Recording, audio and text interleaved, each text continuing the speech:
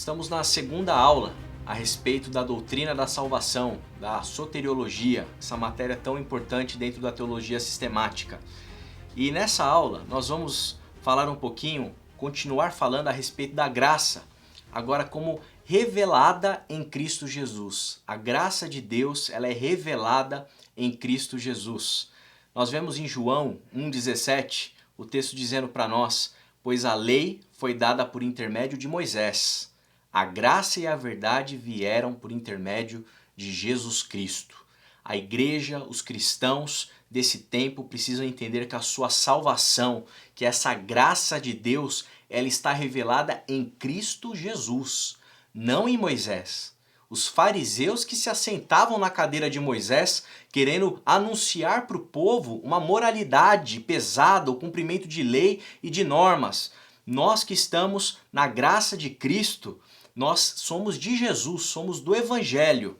Portanto, a salvação cristã é uma graça revelada em Cristo Jesus. Essa graça que emana do Cristo que salva o ser humano. Outro texto importante, 2 Coríntios 8:9, o apóstolo Paulo diz: pois vocês conhecem a graça de nosso Senhor Jesus Cristo, que sendo rico se fez pobre por amor de vocês, para que por meio da sua pobreza vocês se tornassem ricos. O texto sinaliza para nós que Jesus Cristo é aquele que se fez pobre, é aquele que se fez maldito na cruz do Calvário, para que nós pudéssemos ter salvação, para que nós pudéssemos nos tornar ricos. E a graça é de Jesus Cristo. A graça do nosso Senhor Jesus Cristo, o apóstolo Paulo vai sinalizar nesse texto. Em Romanos 3, de 25 a 26, o apóstolo Paulo também diz: Deus o ofereceu como sacrifício para a propiciação mediante a fé, pelo seu sangue, sangue de Jesus, demonstrando a sua justiça. Em sua tolerância havia deixado impunes os pecados anteriormente cometidos, mas no presente demonstrou a sua justiça, a fim de ser justo e justificador daquele que tem fé em Jesus Cristo. Portanto, essa graça que nós recebemos salvífica, ela está completamente conectada com Cristo Jesus. Ela é revelada em Cristo Jesus. E uma dúvida que muitas vezes os alunos têm é como que as pessoas eram salvas lá no Antigo Testamento. É preciso ter clareza que a salvação ela é pela graça revelada em Cristo Jesus. Por mais que a pessoa do Antigo Testamento não tivesse consciência de Cristo Jesus, o Abraão, por exemplo, justificado pela sua fé, ele foi salvo pela graça de Deus mediante o Cordeiro, morto antes da fundação do mundo. Portanto, a graça de Jesus Cristo, ela está emanando na humanidade antes da criação do mundo. Ou seja, toda salvação é graças à graça revelada em Cristo Jesus. No mesmo texto em que nós estávamos lendo, Romanos 3, 25 a 26, vale a pena destacar também que a propiciação que Deus ofereceu como sacrifício foi mediante a fé, pelo sangue do Cordeiro, pelo sangue de Jesus. Ou seja, a salvação, ela também é pela graça, como já foi dito, mas recebida e vivida pela fé. Então essa graça que nós recebemos é mediante a fé pelo sangue de Cristo Jesus. Esse é outro aspecto importante a ser mencionado a respeito da graça. E lá no finalzinho do texto ele diz: a fim de ser justo e justificador daquele que tem fé em Jesus Cristo. Portanto, nós recebemos essa graça mediante a fé que nos faz tomar posse dessa graça salvadora em nossas vidas. Um outro texto importante, 2 Coríntios 5, 14 a 15, vai destacar a importância de viver essa graça pela fé também. Pois o amor de Cristo nos constrange, diz o texto, porque estamos convencidos de que um morreu por todos, logo todos morreram. E ele morreu por todos para que aqueles que vivem já não vivam mais para si mesmos, mas para aquele que por eles morreu e ressuscitou. Salvação tem a ver com vida, uma vida que a gente recebe e vive pela fé. Portanto, a salvação pela graça que nós recebemos, ela precisa ser vivida dia a dia por essa fé em Cristo Jesus. A Rádio Transmundial é um veículo de comunicação presente em 80% do planeta e que tem como objetivo levar as boas novas do Evangelho aos que não a conhecem, bem como dar crescimento e maturidade cristã àqueles que desejam servir a Deus de forma integral. Mais informações em www.transmundial.org.br. Transmundial, para todo mundo ouvir. A Faculdade Teológica Batista de São Paulo tem a satisfação de receber você para entrar em sintonia com a nossa ministração bíblica, ministerial e abençoadora, que vai fazer diferença em termos de educação teológica para a nossa vida. Fique em sintonia conosco, aprofundando-se na palavra de Deus.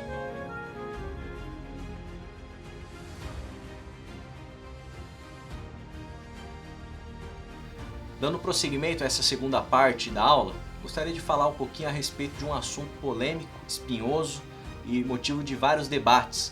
Queria falar da diferença entre dois sistemas teológicos, o calvinismo e o arminianismo.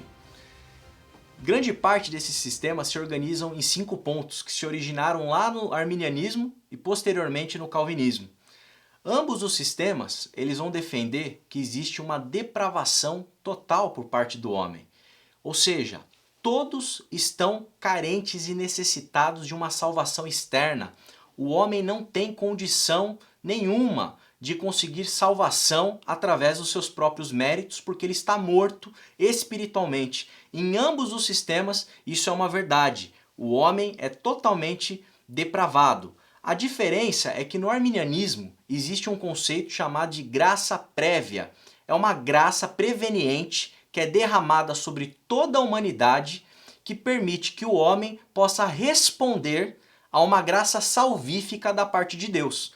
Ou seja, tanto no arminianismo quanto no calvinismo, quem dá o primeiro passo na salvação é Deus, pois o homem está completamente depravado, e a diferença que precisa ser notada é em relação à graça prévia, a graça preveniente que existe no arminianismo. O segundo ponto é em relação à eleição. No calvinismo, Deus ele elege de forma incondicional. Não existe nada que o homem possa fazer como resposta à eleição de Deus. Deus, na sua soberania, ele elege o homem e o homem ele é, dessa forma, eleito por Deus. No arminianismo, devido à graça prévia, a eleição é condicional.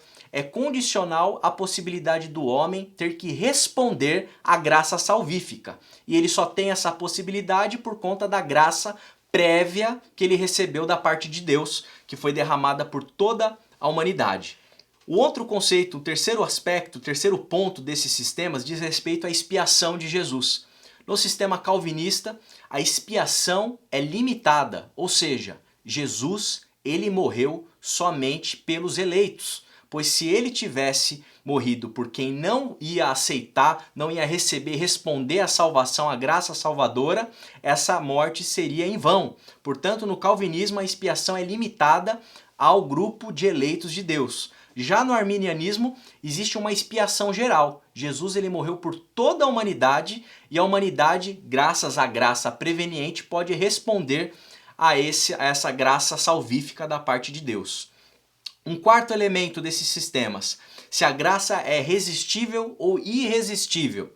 No caso do calvinismo, logicamente, diante daquilo que nós temos falado aqui, a graça é irresistível. Uma vez que Deus toca um homem com a graça, esse homem não tem a possibilidade de resistir à graça salvífica.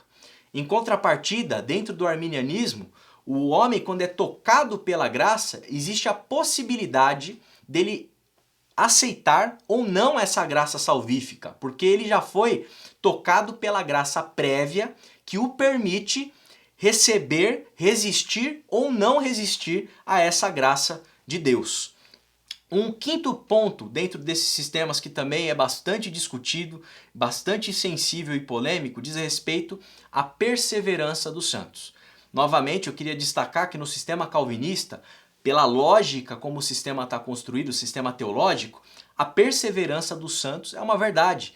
Todos os santos, uma vez eleitos, eles vão perseverar até o fim. Ou seja, não há nenhuma possibilidade do homem perder a sua salvação ou decair da graça.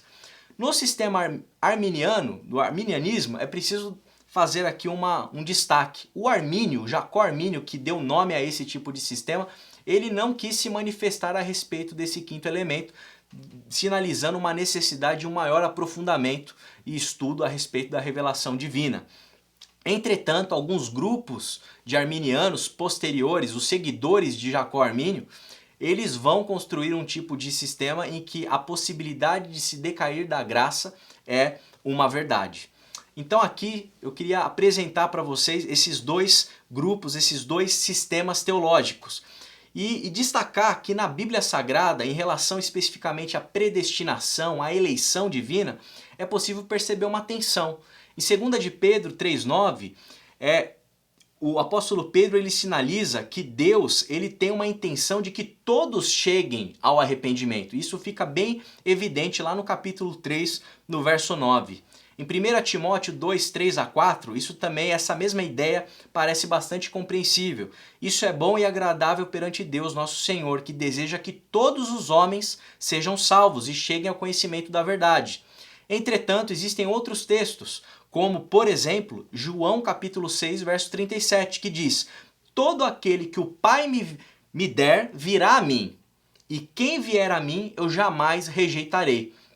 O que a gente consegue perceber nas Escrituras é uma tensão a respeito desses assuntos. Ou seja, questão de predestinação, eleição são conceitos que nós não conseguimos compreender plenamente através de sistemas lógicos, teológicos humanos. É algo cercado de mistério que diz respeito à mente única e exclusivamente de Deus.